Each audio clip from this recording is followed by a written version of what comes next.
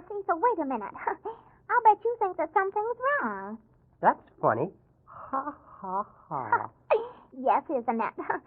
I'll bet you thought that was Mrs. Mason I was talking to on the phone. Well, if it was, she was in two places at once. Wouldn't that be funny, Cecil, if a person could be two places at once? I never did think of that before. You asked me to wait. All right, what for? Goodness, just think if a person could be two places at once, you could sleep all day while your other self was awake.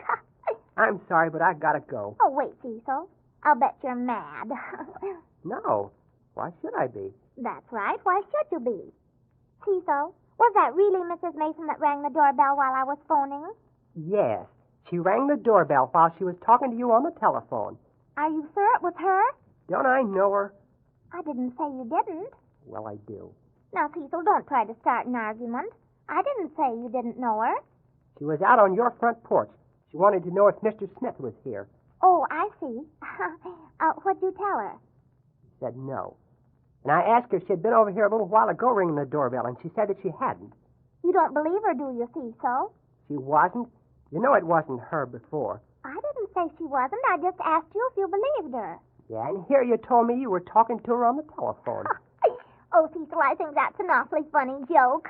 Yeah, it kills me. I have something I think you ought to know, Cecil. All right, I'm listening. I'm still here. Well, it's this. When I told you that it was Mrs. Mason on the telephone, it wasn't. I know that much. You deceived me, that's what. No, I didn't, Cecil. I didn't really say that it was Mrs. Mason. Sally Smith. You can stand there and say that? No, I didn't. I just called in Mrs. Mason. I just said, hello, Mrs. Mason. See? I didn't say to you that it was Mrs. Mason, now did I? Well, no, you didn't say it was. But you kept saying yes, Mrs. Mason, and no, Mrs. Mason. There, see? I didn't deceive you. Just because I call somebody a different name doesn't have to be them. All right, well, why did you do it? Who was it then? Oh, who was it and why did I do it? Yeah, why did you do it? You want to know why? Yeah, why? Well, Cecil, I didn't want you to get peeved. Why would I? Golly, it's nothing to me who phones your house. Oh, then you wouldn't care who it was? No. But I don't see why you wanted me to think it was old Widow Mason. Oh, then it wouldn't make any difference who it was. No. Who was it really? Sybil? No, Cecil. It was Alexander. Oh, Alexander, huh? Well, now what are you sneering about? Oh, so it was him. Ho, ho. Now I know all. Now, Cecil, you said you wouldn't get mad. Oh, I'm not. Ha. So at last. It was that worm in the grass. Well, so that's who it was at last. Well. Oh, goodness. Now, stop saying at last, like you found out something. Yeah, I have. Oh, not that I care. So it was Alexander, and you called him Mrs. Mason. Yes, I didn't want you to know who it was. Yeah, somebody ought to call him names. The big sissy. What do you have to phone over here for? But, Cecil, you said you didn't care who it was. Well, I don't care. But what's to stop me from wondering why he did? Oh, goodness, you want to know a lot of things. Yeah. Don't tell me if you don't want to. I can see you don't. Cecil, please don't get mad at me. Why should I? Huh. You didn't do anything. You're just hiding Alexander, that's all. I can't see what you see in that... I don't see it at all. Cecil, he was coming over here, and I told him not to. I'm sorry you did. I wish you had come over here. But, Cecil, I thought you didn't like him. I don't, but if he came over here, I'd sock him one. But, Cecil, you haven't any reason to hit Alexander. I could make up one. Oh, if you knew how that guy gripes me. You're not going home now, are you, Cecil? Why not? Here I come over to your house and apologize for getting peeved and say that I'm sorry. And what do? What I'm asking you. Well, I say I'm glad that we made up. No, you don't. You start answering the telephone and have doorbells ringing. And say, by the way, who was at the door when you wouldn't answer it? Cecil, you can think of more things to want to know. You don't have to tell me. There's no law that makes you. Yes, but Cecil, don't look like someone stepped on your toe. Oh, now let go, Sally. Don't. I'm mad. I mean, I'm not mad. I just don't care. I'll tell you who was ringing the doorbell when I wouldn't answer it if you promised me something. What? That you won't go home. I don't want to know who it was. All right, I won't tell you then. All right, I'll stay a little while.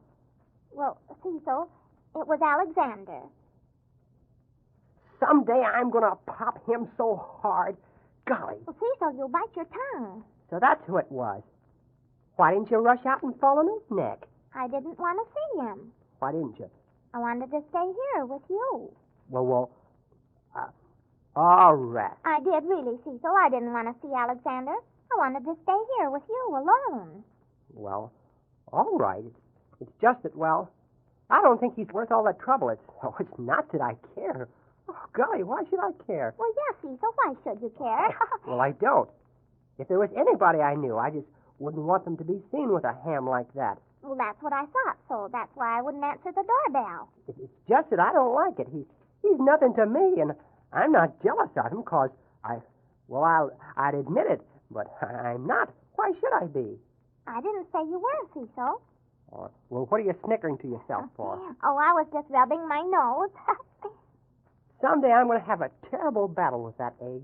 Oh, Cecil, why do you want to fight him? I just like to scramble him.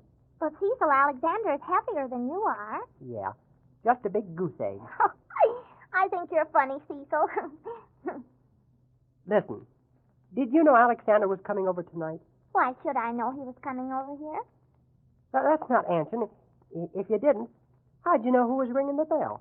Why, of course I knew, Cecil. Oh, let's forget him. I'm happy now.